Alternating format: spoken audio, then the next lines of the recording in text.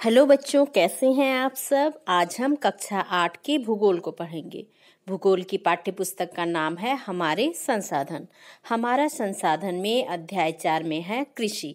तो हमने पिछली कक्षा में कृषि के बारे में पढ़ा था। प्राथमिक क्रियाएं, द्वितीयक क्रियाएं और तृतीयक क्रियाओं के बारे में पढ़ा था। यदि आपने नहीं देखा है तो उसे जरूर देख लेंगे। और कृषिगत भूमि किसे कहते हैं, इसके बारे में, विश्व में कृषिगत भूमि के वितरण के बारे में देखा था। कृषि तंत्र को समझा था, इसमें निवेश, प्रक्रम और निर्गत के बारे में जाना था। कृषि के प्रकार, निर्वाह कृषि, गहन निर्वाह कृषि, आदिम जीवन निर्वाह कृषि के बारे में हमने पढ़ा था। और स्थानांतरित कृषि के बारे में भी हमने देखा था, जिसमें चलवासी पशुचारण के बारे में पढ़ा था। वाणिज्यिक कृषि के बारे में पढ़ा था। वाणिज्यिक अनाज कृषि के बारे में, मिश्रित कृषि के बारे में हमने पढ़ा था। तो आज हम इसको आगे बढ़ाते हुए रोपण कृषि के बारे में पढ़ते हैं। तो यहाँ तक हम कंप्लीट कर चुके थे। इसको कंटिन्यू करते हुए आज पढ़ते हैं रोपण कृषि। तो रोपण कृषि क्या है? रोपण का अर्थ है जैसे रोपना। तो जिस फसल को पौधे तैयार करके रोपा जाता है, ऐसी कृषि को कहते हैं रोपण कृषि। तो इस प्रकार की कृषि में रबर, कहवा, कोकोआ, चाय, मसाले और नारियल जैसे फसल उगाए जाते हैं, जिसको रोपा जाता है, मतलब पौधे को लगाया जाता है। तो इसमें बृहद पैमाने पर श्रम एवं पूंजी की आवश्यकता होती है। इसमें बहुत ज़्यादा श्रम की आवश्यकता है, क्योंकि प्रत्येक पौधे को अलग सा केयर चाहिए।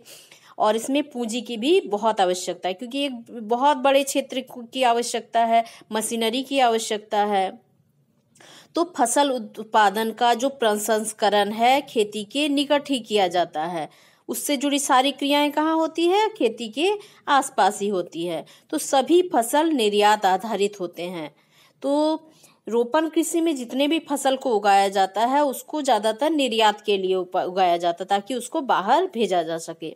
अतः यहाँ परिवहन सुविधा विकसित होती है। तो जहाँ रोपण कृषि किया जाता है, उसके आसपास परिवहन सुविधाएं भी होती, ताकि वहाँ से जो फसल है उसको निर्यात किया जा सके, बाहर भेजा जा सके। उष्णकटिबंधीय क्षेत्रों की भौगोलिक परिस्थिति इसके अनुकूल होती है। तो जो उष्णकटिबंधीय क्षेत्र हैं, मतलब जहाँ पे गर्मी अधिक पड़ती है, वैसे जगहों में इस तरह की जो खेती है उसके लिए अनुकूल है। तो इसका विकास मुख्य रूप से विकासशील देश, विकासशील मतलब जो अभी विकास की गति पर है। तो विकसित जैसे जो पूरे डेवलप हैं, जिसमें सारे जो आधारभूत जितनी आवश्यकताएं सारी अच्छी तरह से, और विकासशील क्या है? जो अभी प्रगति कर रहा है, धीरे धीरे प्रगति कर रहा है। तो ऐसे देशों में हमारा देश भारत भी है। तो भारत, ब्राजील, श्रीलंका, घाना, आइवरी कोस्ट, इंडोनेशिया, मलेशिया आदि देशों में हुआ है। तो ये जो रोपण कृषि है, इन देशों में किया जाता है। तो ब्राजील जो है विश्व का कहवा उत्पादक देश है। कहवा भी एक तरह का क्या है? पेय पदार्थ है। जैसे चाय एक तरह का पेय पदार्थ है, उसी तरह कहवा भी पेय पदार्थ है। तो जहाँ कहवा के बड़े बागानों को फजेंडा कहा जाता है, तो ब्राजील में क्या है? जो कहवा उत्पादन है उसमें सबसे अग्रणी देश है। तो यहाँ जो बड़े बड़े बागान होते हैं कहवा के, उसको फजेंडा कहते हैं। भारत में चाय, नारियल, कहवा की खेती की जाती है। तो भारत में भी चाय की खेती, नारियल की खेती और कहवा की भी कुछ मात्रा में खेती की जाती है। तो असम, पश्चिम बंगाल और तमिलनाडु में चाय, केरल में नारियल और कर्नाटक में कहवा का उत्पादन होता है। तो कहाँ कहाँ होता है? असम और पश्चिम बंगाल में, और तमिलनाडु में क्या होता है? चाय का उत्पादन।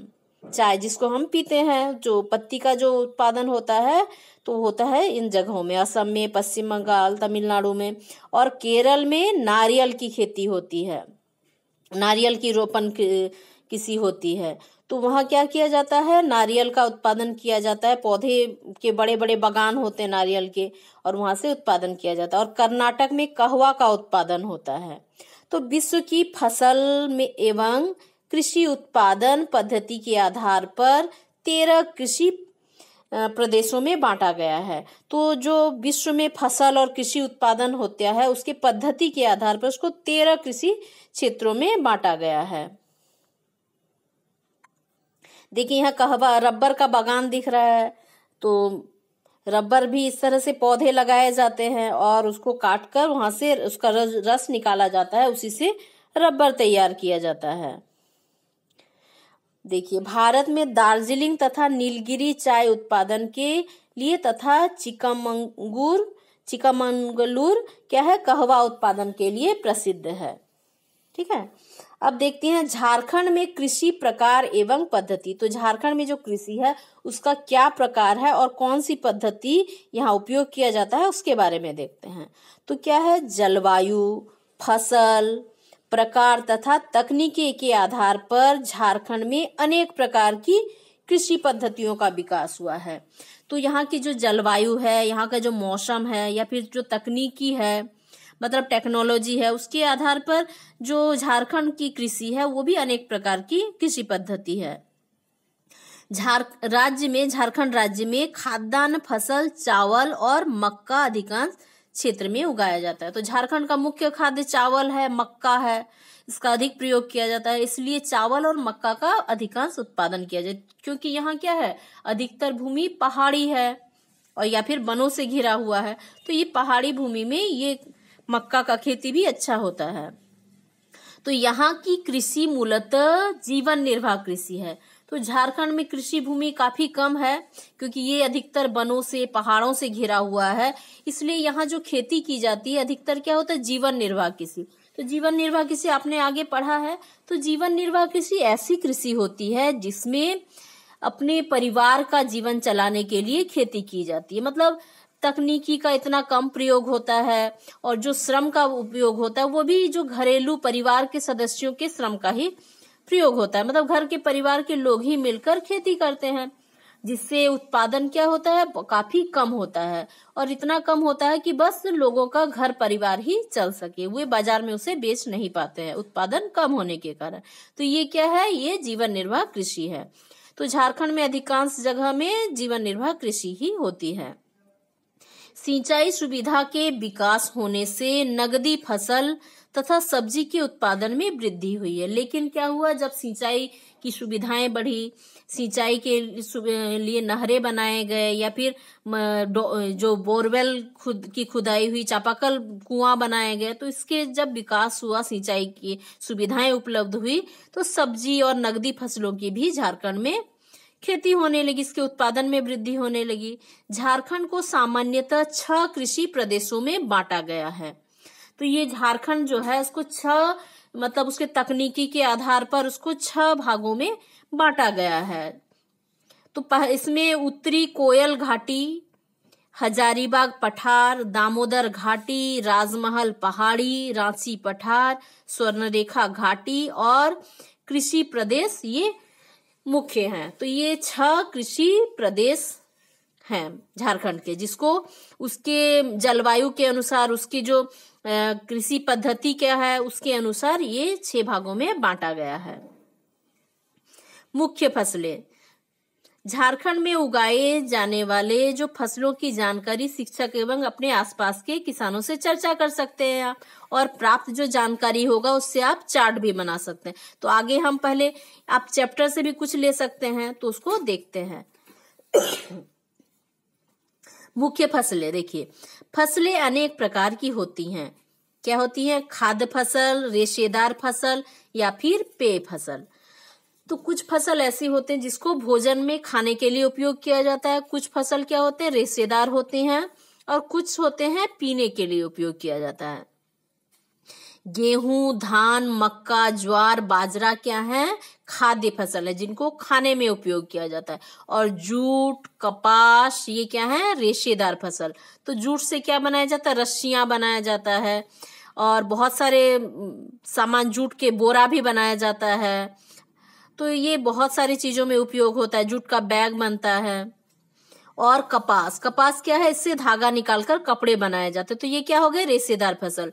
और चाय और कहवा जो है ये है पेय फसल है। चाय भी हम लोग पीने में उपयोग करते हैं, कॉफी भी यूज करते हैं, कॉफी या कहवा जो है वो भी एक तरह का पेय पदार्थ है। तो ये हो गया पेय फसल। भारत में फसलों को मौसम के आधार पर खरीफ और एवं रबी 2 वर्गों में बांटा गया है। तो 2 भागों में बांटा गया, मौसम के अनुसार भी फसलें उगाई जाती है। तो कुछ फसलें होती है खरीफ फसल और कुछ रबी की फसलें होती हैं। तो खरीफ फसल क्या है? खरीफ फसल वह है जो जून जुलाई में बोया जाता है, ठीक है, तथा अक्टूबर नवंबर में काटा जाता है। जून जुलाई में बोया जाता है, मतलब गर्मियों में बोया जाता है, और ठंड पड़ने से पहले उसको काटा जाता है। ये याद रखिए, ये है खरीफ फसल। धान, मक्का, कपास, मूंगफली क्या है? ये प्रमुख खरीफ फसल हैं। ये खरीफ फसल हो गए। अब देखिए रबी की फसल क्या है, जो नवंबर दिसंबर में बोया जाता है। जब अक्टूबर नवंबर में खरीफ फसल काटा जाता है, उस समय रबी फसल बोया जाता है, और मार्च अप्रैल में काटा जाता है। और जो रबी की फसल होती है उसको मार्च अप्रैल में काटा जाता है। और इसमें क्या है? गेहूं, जौ, चना, सरसों, मटर, आलू, ये सारे रबी की फसल है। तो समझ गए, खरीफ की फसल कब बोया जाता है? जून जुलाई में बोया जाता है और अक्टूबर नवंबर में काटा जाता है। और जो रबी की फसल है उसको नवंबर दिसंबर में बोया जाता है और मार्च या अप्रैल में काटा जाता है। ये मार्च अप्रैल नवंबर दिसंबर ऐसा क्यों? क्योंकि उसको बोने में भी तो थोड़ा समय लगता है, एक्यूरेट वही महीना नहीं होता, उसी आसपास बोया जाता है। तो खरीफ फसल हो गए धान, मक्का, कपास, मूंगफली, और रबी फसल हो गए गेहूं, जौ, चना, सरसों, मटर, आलू, ठीक है, ये आपको याद रखना है। ये देखिए धान की खेती हो रही है।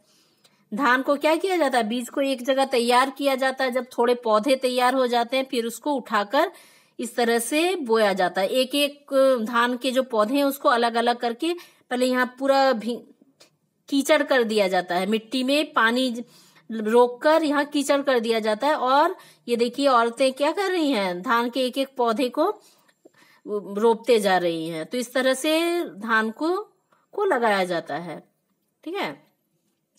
अब देखते हैं चावल। तो कुछ बच्चे बोलेंगे धान की खेती और चावल की खेती। तो चावल खेतों में नहीं उगता है, धान उगता है, फिर धान से चावल तैयार किया जाता है, ठीक है, जो आप भात के रूप में खाते हैं। तो ये हो गया आपका चावल का खेती हो रहा है, मतलब धान का खेती हो रहा है। धान का ही अगला प्रोसेस में निकलता है चावल। तो यह विश्व की मुख्य खाद्य फसलें हैं। जो चावल है, विश्व में अधिकांश जगहों में चावल ही खाया जाता है, और इसकी कृषि उष्ण कटिबंधीय एवं उपोष्ण कटिबंधीय प्रदेशों में किया जाता है, क्योंकि इसमें थोड़ा सा गर्मी की आवश्यकता होती है धान को पकने के लिए। इसलिए उष्ण कटिबंधीय क्षेत्र जैसे भारत है, तो यहाँ पर क्या किया जाता है? धान की बहुत खेती की जाती है।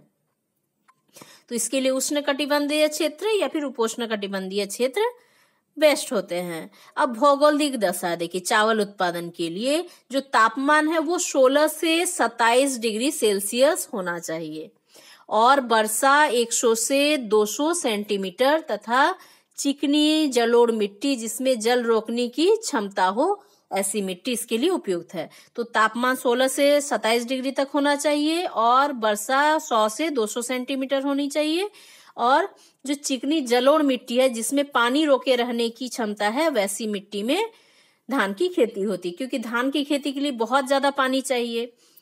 जब पानी देखिए, यहाँ जो खेत देख रहे हैं यहाँ पे क्या है? पूरा पानी दिख रहा है, और उसी में धान को बोया जा रहा है ना, रोपा जा रहा है। अब देखिए प्रमुख उत्पादक देश।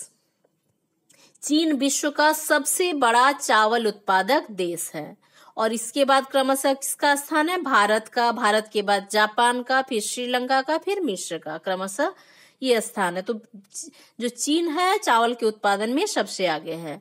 तो उपयुक्त जलवायु दशा के कारण भारत के कुछ भागों एवं बांग्लादेश में एक वर्ष में 2-3 फसलें उगाई जाती है।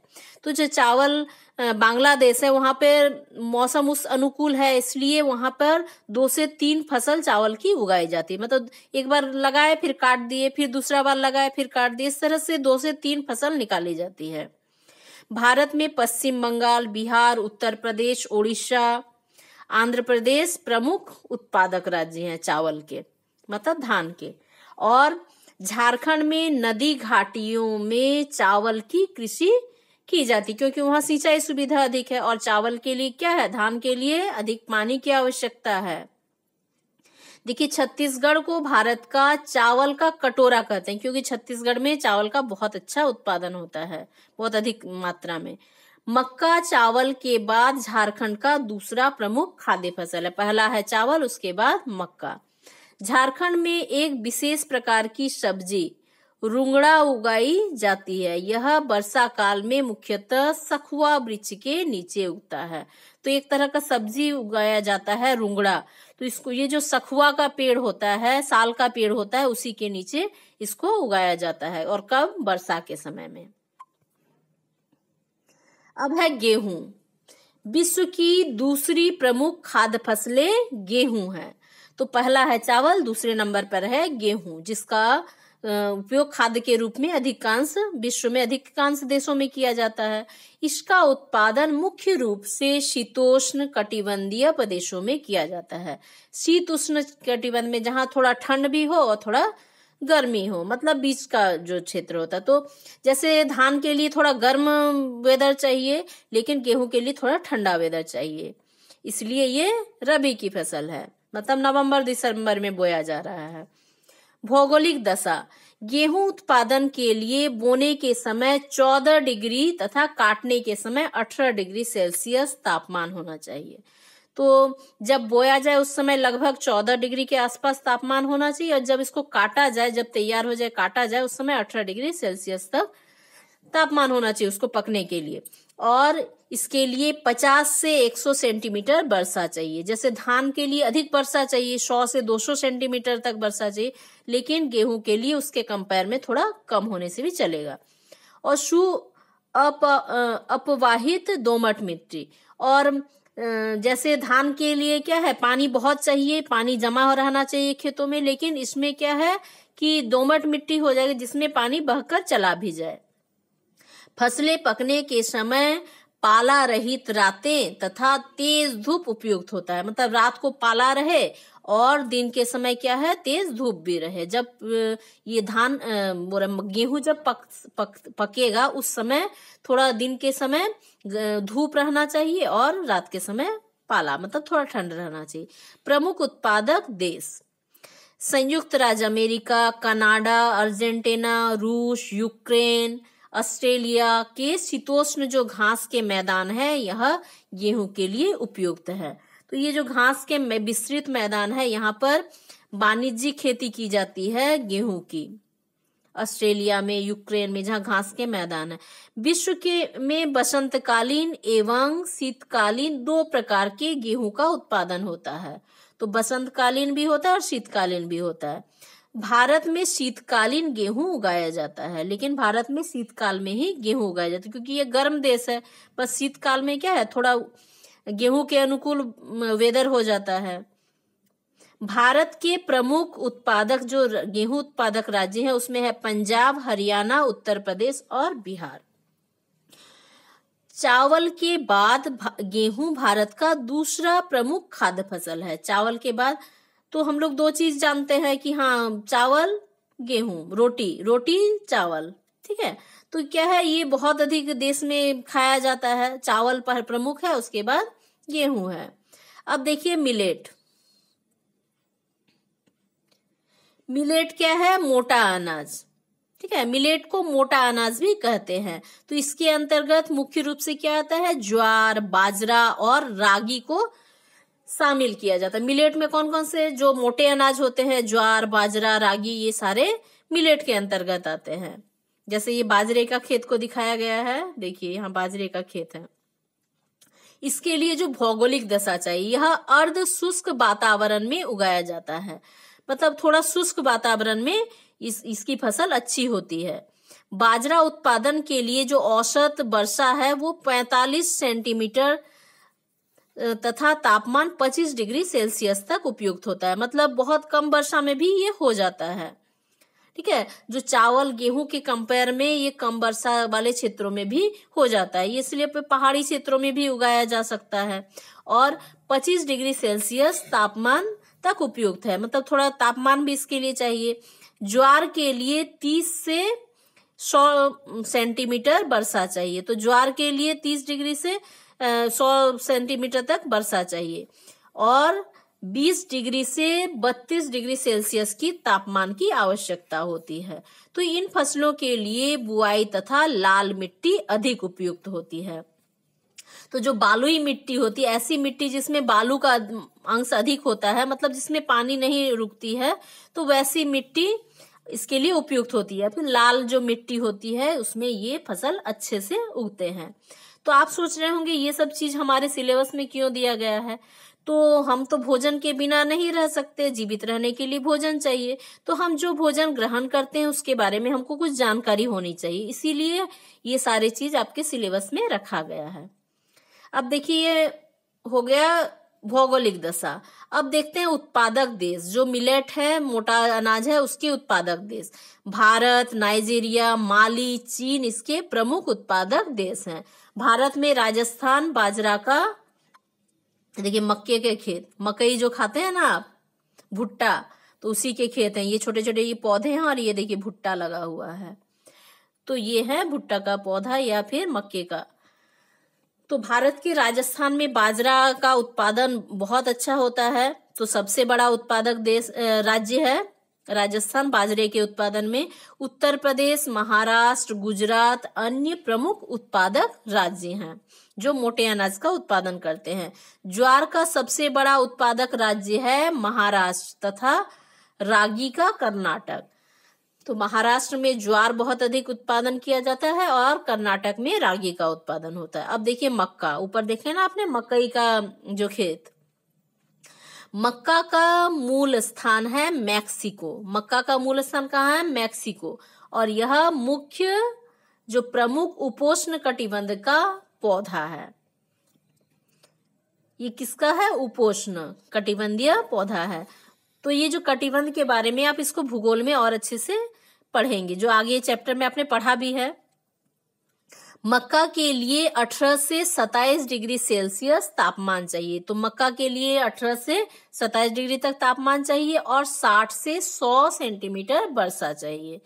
और बालुई मिट्टी तथा अधिक धूप इसके लिए उपयुक्त है। तो ये भी बालुई मिट्टी चाहिए इसके लिए भी, मक्का के लिए, और अधिक धूप हो तो भी इसका पौधा अच्छा रहता है। उत्पादक देश, मक्का की कृषि लगभग संपूर्ण विश्व में की जाती है, पूरे विश्व में की जाती है। संयुक्त राज्य अमेरिका, चीन, ब्राजील, मैक्सिको, भारत, दक्षिण अफ्रीका, अर्जेंटीना प्रमुख मक्का उत्पादक देश हैं। और यह चावल तथा गेहूं के बाद भारत का तीसरा प्रमुख खाद्य फसल है। तो झारखंड में भी चावल के साथ मक्का भी उगाया जाता है, वो खाद्य, ये दूसरा खाद्य फसल है झारखंड का। उसी तरह से भारत का तीसरा प्रमुख खाद्य फसल क्या है? मक्का है। पहला है चावल, दूसरा गेहूं और तीसरा मक्का। भारत में प्रमुख उत्पादक राज्य है आंध्र प्रदेश, कर्नाटक, राजस्थान और मध्य प्रदेश। ये प्रमुख उत्पादक राज्य हैं मक्का के। कपास, ये देख रहे हैं कपास का पौधा, छोटा छोटा पौधा होता है और उसमें फल लगते हैं और उससे ये देखिए सफेद सफेद दिख रहा है ना, ये कपास है। इससे धागा काटा जाता है रुई तैयार करके और फिर उससे कपड़े बनते हैं। कपास क्या है? रेशा फसल है, रेशे वाली फसल है। रेशे वाली फसल में कपास का जो स्थान है सबसे प्रमुख है, क्योंकि इसका उपयोग क्या करते हैं? हमारे कपड़ों के उत्पादन में होता है। भारत को कपास का जन्मदाता कहा जाता है। तो कपास के उत्पादन में भारत सबसे अग्रणी है और इसको कपास के उत्पादन का जन्मदाता, मतलब यहीं से कपास की खेती के बारे में पूरी दुनिया को पता चला। तो कपास एक नगदी फसल है, इससे रुई तैयार की जाती है जिसे सफेद सोना कहा जाता है। तो रुई को क्या कहा जाता है? जो कपास का रुई होता है उसको सफेद सोना भी कहा जाता है। भौगोलिक दशाएं, तो कपास के लिए आर्द्र और नमीयुक्त जलवायु उपयुक्त होती है। मतलब कपास का जो उत्पादन स्थान है वहां पे थोड़ी नमीयुक्त जलवायु होनी चाहिए। तो इसके लिए 24 डिग्री सेल्सियस तापमान, मतलब थोड़ा तापमान अधिक चाहिए, और 60 से 100 सेंटीमीटर वर्षा चाहिए। काली एवं जलोढ़ मिट्टी 210 पाला रहित दिन और तेज चमकीली धूप आदर्श है इसके लिए। मतलब ये काली मिट्टी में अच्छी होती है, जलोढ़ मिट्टी में भी होती है, लेकिन काली मिट्टी इसके लिए सबसे ज्यादा उपयुक्त है। और लगभग 210 दिन क्या है, पाला रहित जो रात दिन होना चाहिए और तेज धूप होना चाहिए। तो ये इसके लिए आदर्श परिस्थिति है कपास के उत्पादन के लिए। तो आजादी के पहले से ही भारत कपास और जूट का बड़ा उत्पादक देश था, और आजादी के पश्चात क्या हुआ, कपास और जूट उत्पादन का बड़ा हिस्सा पाकिस्तान और बांग्लादेश में चला गया। तो बहुत सारे हिस्से पाकिस्तान और बांग्लादेश में भी भारत के चले गए जब विभाजन हुआ उसके बाद। तो आपने पढ़ा होगा जब अंग्रेजों के शासन, यहाँ से जो कपड़ा होते थे, यहाँ के नील होते थे, कितने महंगे बाहर जाते थे। यहाँ के जो मसलिन कपड़ा था, बहुत डिमांड था बाहर में। तो ये सब आपने पढ़ा है, पहले ही इतिहास में पढ़ा है। उत्पादक देश, विश्व में कपास का प्रमुख उत्पादक देश है संयुक्त राज्य अमेरिका, चीन, भारत, पाकिस्तान, ब्राजील और मिस्र। ये प्रमुख उत्पादक देश हैं। कपास के उत्पादन के लिए भारत के दक्कन का जो लावा पठार है, जहाँ काली मिट्टी है, वो सर्वोत्तम है। इसी कारण से काली कपासी मिट्टी भी कहा जाता है। जो दक्कन के लावा पठार है उसकी मिट्टी को काली कपासी मिट्टी कहा जाता है। तो भारत में कपास का प्रमुख उत्पादक जो राज्य है वो है महाराष्ट्र, गुजरात, पंजाब और तमिलनाडु। तो ये जो राज्य प्रमुख उत्पादक राज्य है ये आप याद कर लीजिएगा। अब है पटसन, यह भी एक रेशेदार फसल है। तो इसके रेशों में से बोरे, तंबू, तिरपल, दरी, रस्सियां बनती हैं। तो पटसन जो होता है इससे क्या बनता है, जो आपका बोरा होता है, आलू का जो बोरा होता है वो भी पटसन का ही बना रहता है। जो तिरपल बनता है, दरी बनता है, रस्सियां बनाया जाता है पटसन से। तो पटसन को बंगाल का सुनहरा रेशा भी कहा जाता है। जैसे कपास को सफेद सोना कहा जाता है, उसी तरह पटसन को बंगाल का सुनहरा रेशा कहा जाता है। तो इसके लिए जो भौगोलिक दशा चाहिए वो है जलोढ़ मिट्टी चाहिए, और जल जमाव होने वाले क्षेत्रों में उगाया जाता है। मतलब जहाँ जल जमा रहता है वैसे जगहों में उगाया जा सकता है। तो डेल्टाई प्रदेशों जिसके लिए उपयुक्त है। तो डेल्टाई जो प्रदेश है जहाँ पे नदियां आकर समुद्र में मिलती हैं, वैसे जगहों में क्या है, नमी बनी रहती है, मिट्टी में पानी भरा रहता है। तो वैसे जगहों में भी पटसन उगाया जा सकता है। गर्म एवं आर्द्र जलवायु इसके लिए उपयुक्त होता है। तो गर्म जलवायु चाहिए और थोड़ा भींगा भींगा जलवाष्प युक्त जलवायु चाहिए। तो इसे सुनहरा रेशा भी कहा जाता है। अब उत्पादक देश हैं, तो विश्व में भारत और बांग्लादेश जूट के प्रमुख उत्पादक देश है, बांग्लादेश और भारत। तो इसके अलावा चीन, उज्बेकिस्तान, नेपाल, म्यांमार, वियतनाम में भी इसकी खेती होती है। तो वर्तमान में भारत जूट का सबसे बड़ा उत्पादक देश है। तो भारत में सबसे बड़ा उत्पादक राज्य है पश्चिम बंगाल। पटसन के उत्पादन में सबसे आगे है पश्चिम बंगाल। तो इसके अतिरिक्त असम में, ओडिशा में, बिहार में भी इसका उत्पादन किया जाता है, लेकिन पश्चिम बंगाल सबसे आगे है।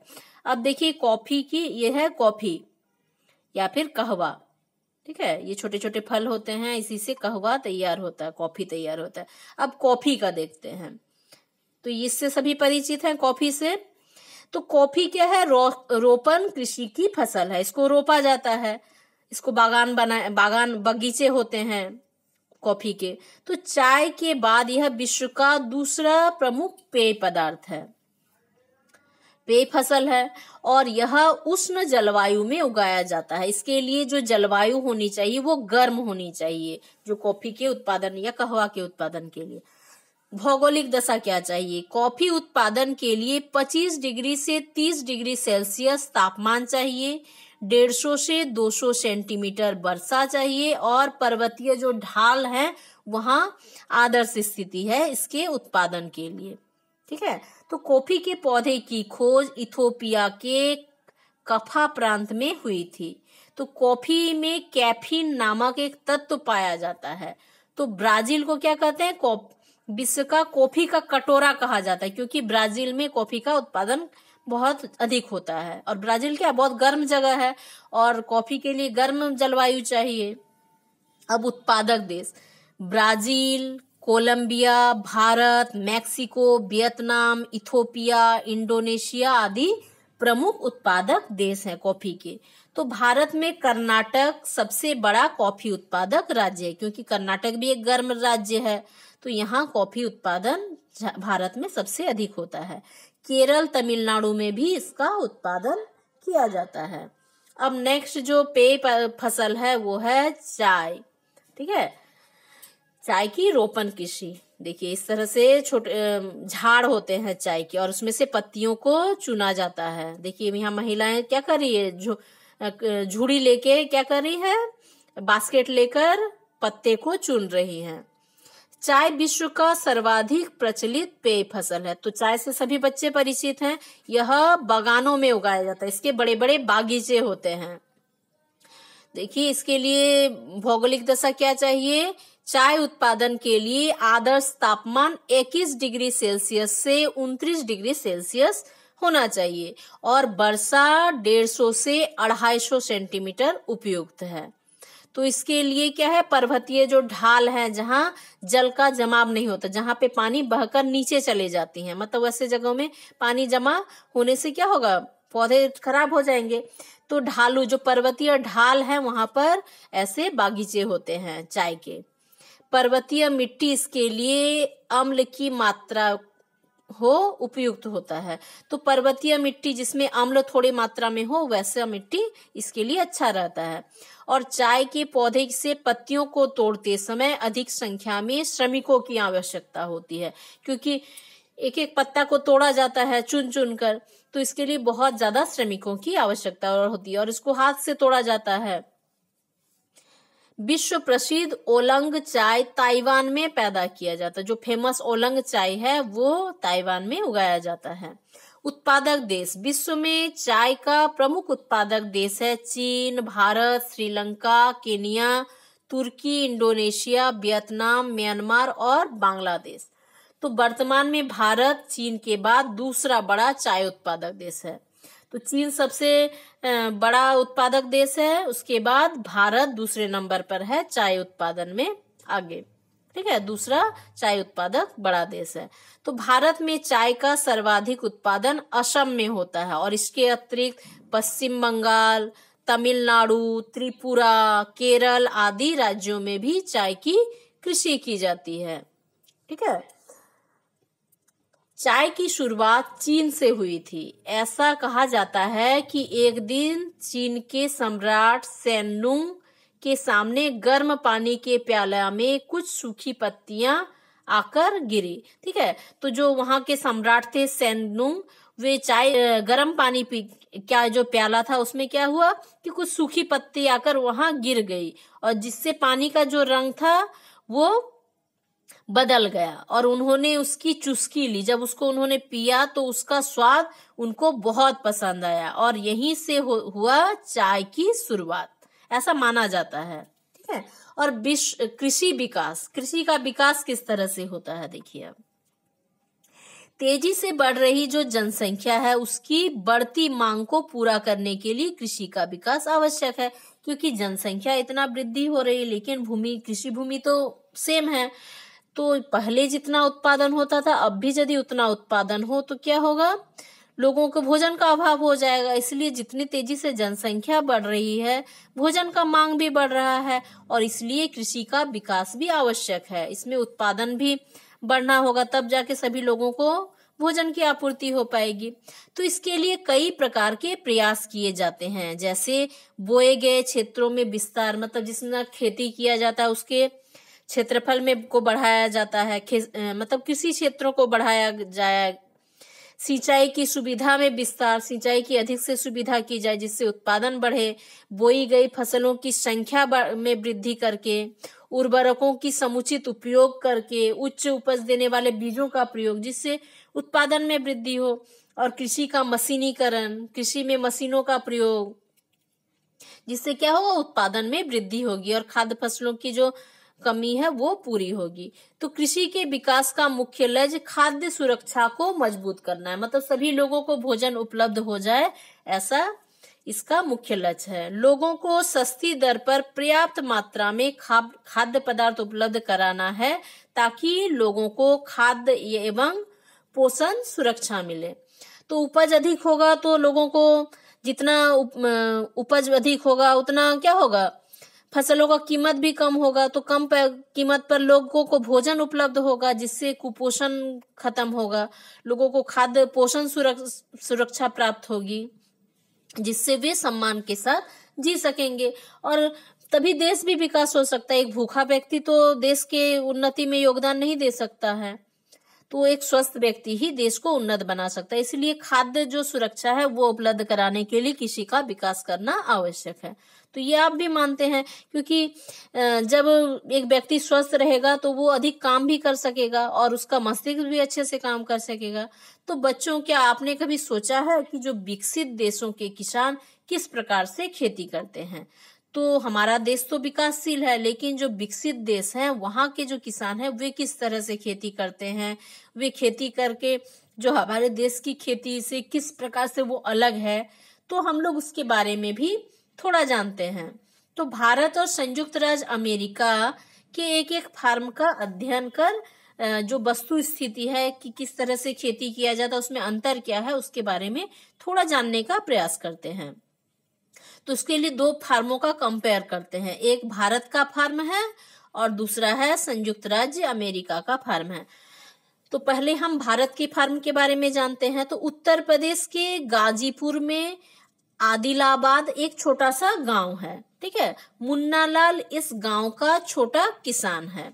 उसके पास 1.5 हेक्टेयर की उर्वरक भूमि का एक फार्म है और वह अपने फार्म में भाड़े के ट्रैक्टर से जुताई करवाता है और अधिक उपज देने वाले बीजों को वो खरीदता है और समीप के खेत में लगे जो नलकूप है उसी से उसका सिंचाई करता है। तो ये भारत की स्थिति बताया जा रहा है। इसके लिए उसे पैसे देने पड़ते हैं। वह वर्ष में सामान्यतः 2 फसलें गेहूं और चावल उगाता है। वो गेहूं उगाता है और चावल उगाता है। मुन्नालाल के पास 2 भैंसे और कुछ मुर्गियां हैं। वह पास के शहर से सहकारी भंडार में दूध बेचता है। तो जो 2 भैंस है उसका जो दूध होता है वो जाकर एक सहकारी जो भंडार है वहां पर बेचता है। वहां से मुन्नालाल को पशुधन के चारे, स्वास्थ्य और कृत्रिम गर्भाधान के संबंध में सलाह मिलती है।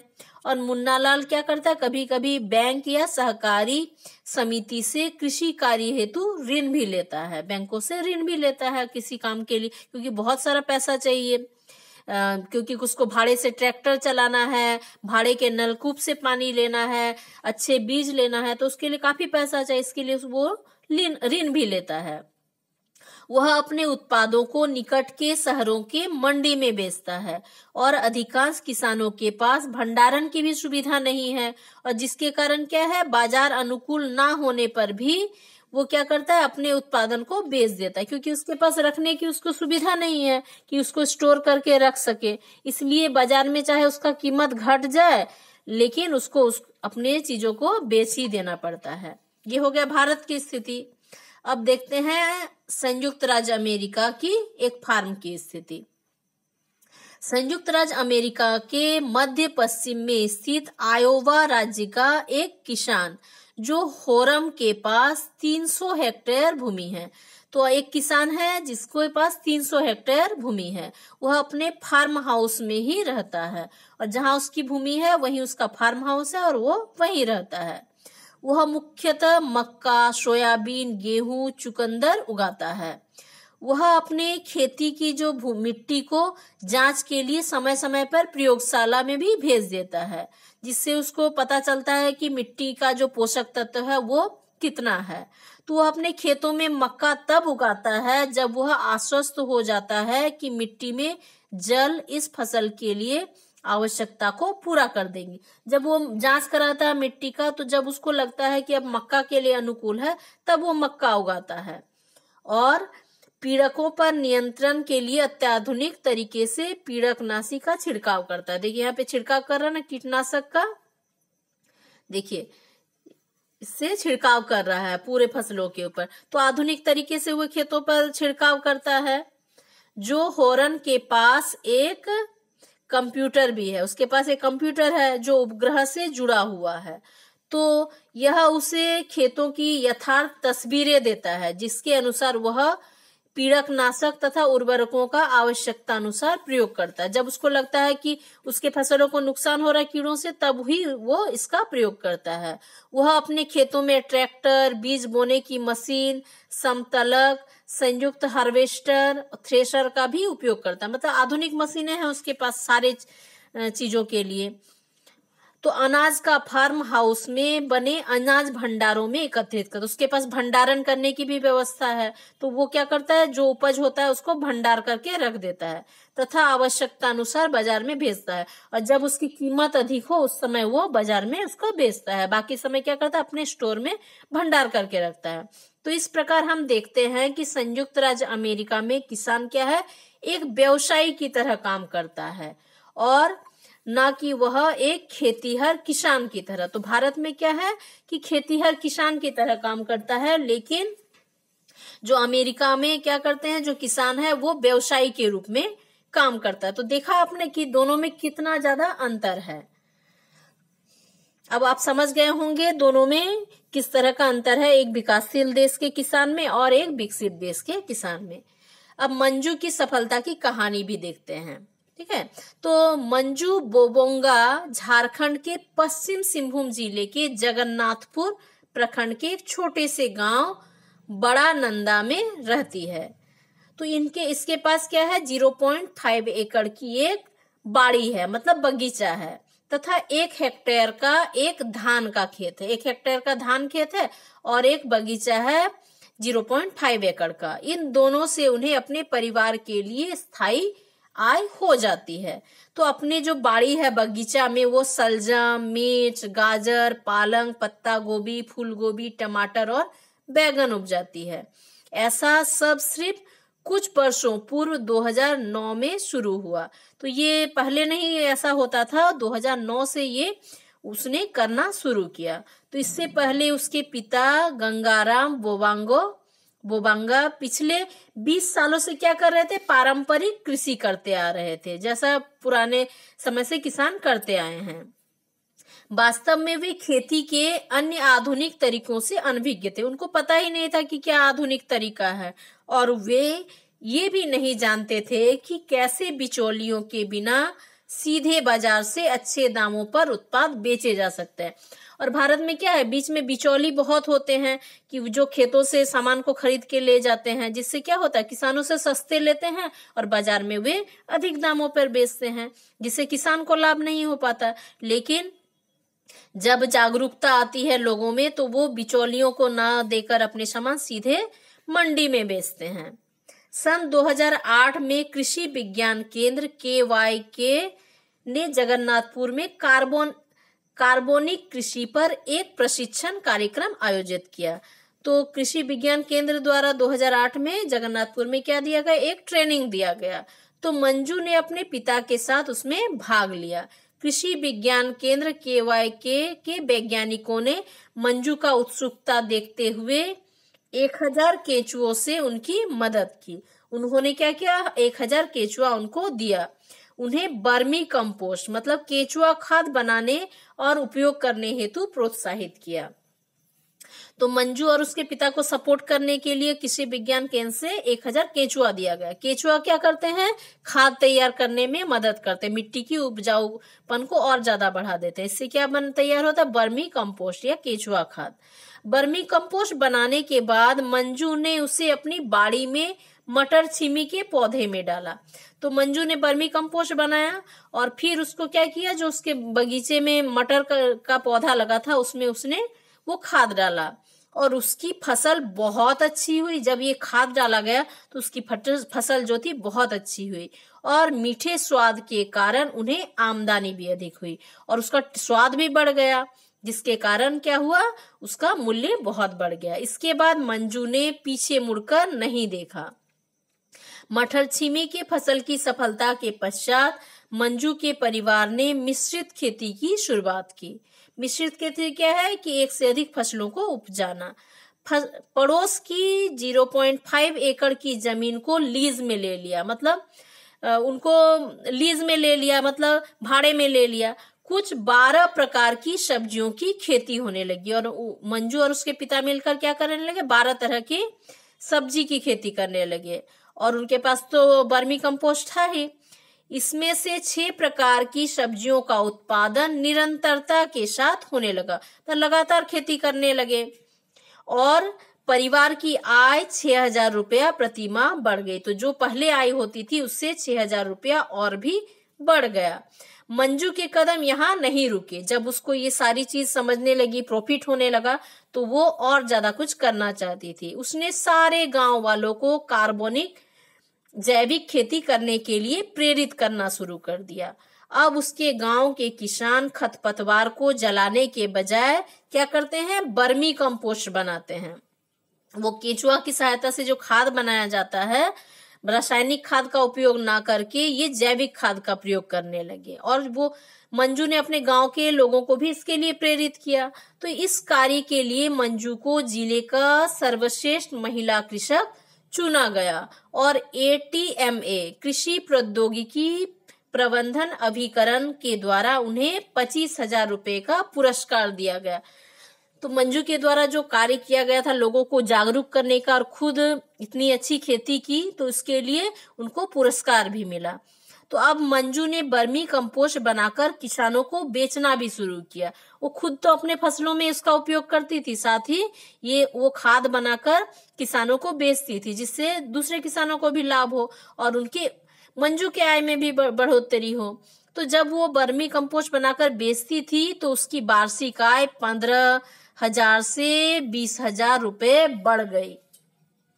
किसानों को उन्होंने प्रशिक्षण देना भी आरंभ कर दिया कि किस तरह से, जो पहले खुद प्रशिक्षण ली थी अब सारा चीज सीखकर अब दूसरे किसानों को भी प्रशिक्षित करने लगी, जिससे उसका जो आत्मविश्वास था वो बढ़ने लगा।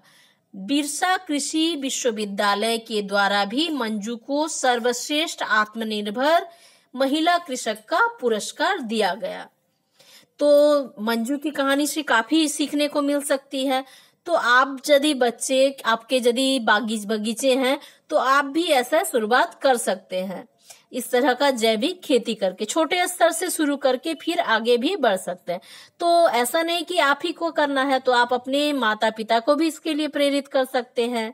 और जैविक खेती का उपयोग, जब खेतों में जैविक खाद का प्रयोग होगा तो आपको जो बाजार से रासायनिक युक्त खाद युक्त जो सब्जियां आती है तो उससे भी छुटकारा मिल जाएगा। आप अपने घर की सब्जियां खा सकेंगे और उससे आपको नुकसान भी नहीं होगा। तो बाजारों में जो क्या कहते हैं, बहुत ज्यादा रसायन का प्रयोग करते हैं, जिससे क्या होता है, नुकसान हो सकता है शरीर को। तो यदि आपके पास जमीन है तो आप भी ऐसा कोशिश कर सकते हैं, जैसा मंजू का जीवन बदला वैसे, या फिर आप दूसरों को भी प्रेरित कर सकते हैं, जिससे लोगों की आय में वृद्धि हो, वे आत्मनिर्भर बने और आप सीखें और दूसरों को भी सिखाएं। तो ये चैप्टर कंप्लीट होता है। आप इसको अच्छे से पढ़ेंगे, समझने का कोशिश करेंगे और कोई दिक्कत हो तो हमको जरूर कमेंट करेंगे। Thank you.